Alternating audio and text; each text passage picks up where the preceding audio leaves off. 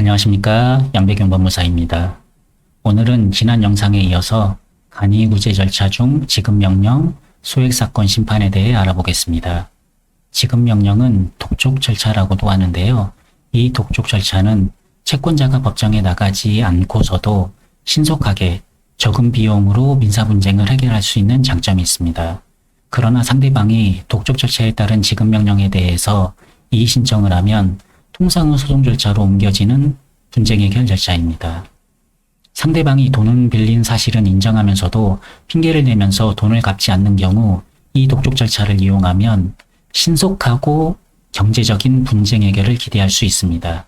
그러나 상대방이 돈을 빌린 기억이 없다든지 이미 다 갚았다고 말하고 있어 지급명령을 신청하더라도 채무자가 이의신청을 하여 소송 절차로 이행될 가능성이 높다면 이 독촉 절차를 이용하기보다는 직접 조정신청, 소송을 제기하는 편이 더 바람직할 수 있습니다.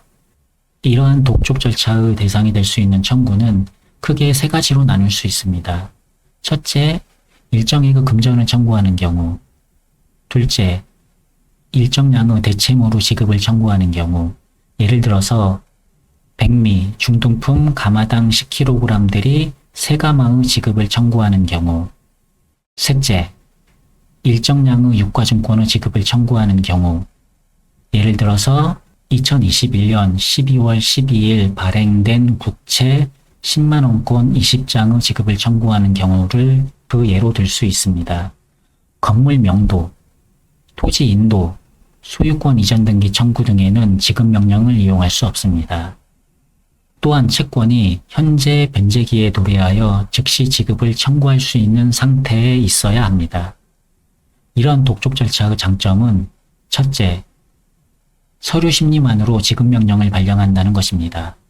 독촉 절차에서는 법원이 분쟁 당사자를 신문함이 없이 지급명령을 신청한 채권자가 제출한 서류만을 심사하고 지급명령을 발령하므로 채권자는 통상의 소송 절차처럼 법원에 출석할 필요가 없고 그 결과 법정에 출석하는 데에 따른 시간과 노력을 절약할 수 있습니다.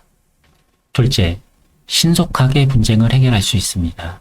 독촉 절차는 채무자가 주로 대여금, 물품대금, 임대료 등 금전지급 채무를 변제하지 않은 경우에 채권자의 지급명령 신청에만 의하여 이루어지는 약식 분쟁 해결 절차입니다. 따라서 채무자가 이의 신청을 하면 통상의 소송 절차로 이행되지만 만일 이의 신청을 하지 아니하여 지급명령이 확정되면 채권자는 확정된 지급명령에 기해서 강제집행을 신청하여 신속하게 자신의 채권에 대한 만족을 얻을 수 있습니다. 셋째, 채권자가 법원에 납부하는 각종 비용이 저렴합니다. 채권자는 지급명령을 신청할 때에 소송 후 10분의 1에 해당하는 수수료와 당사자 1인당 6회분의 송달료만 납부하면 되므로 소송 절차에 비해서 소요되는 각종 비용이 저렴합니다. 넷째, 지급명령이 확정되면 확정 판결과 동일한 효력이 있습니다. 따라서 이 확정된 지급명령의 기초에 강제집행을 할 때에는 원칙적으로 별도의 집행문 부여 없이 강제집행을 할 수도 있습니다. 이제 마지막으로 소액사건 심판에 대해 알아보겠습니다. 소액사건의 대상은 소송 목적의 값, 즉 소가가 3천만 원을 초과하지 아니하는 금전, 대체물, 유가증권의 일정한 수량의 지급을 청구하는 사건을 대상으로 합니다. 이런 소액사건 재판의 가장 큰 특징은 신속성을 줄 수 있습니다. 소액사건 소장이 접수되면 법원은 즉시 변론기일을 지정하여 1회 변론기일로 심리를 마치고 즉시 판결을 선고할 수 있도록 하고 있습니다. 일반 소송 절차처럼 변론 준비 절차, 여러 차례의 변론기일, 집중 증거조사기일 등 복잡한 절차를 거치지 않고 1회 변론기일로 사건을 종료하는 것입니다. 여기서 중요한 핵심은 법원이 이행공고 결정을 하는 경우에는 즉시 변론기일을 지정하지 않고 일단 피고에게 이행공고 결정 등본을 송달한 후 송달을 받은 피고가 일정한 기간 내에 이의 신청을 한 경우에만 변론기일을 즉시 지정하여 재판을 진행한다는 것입니다.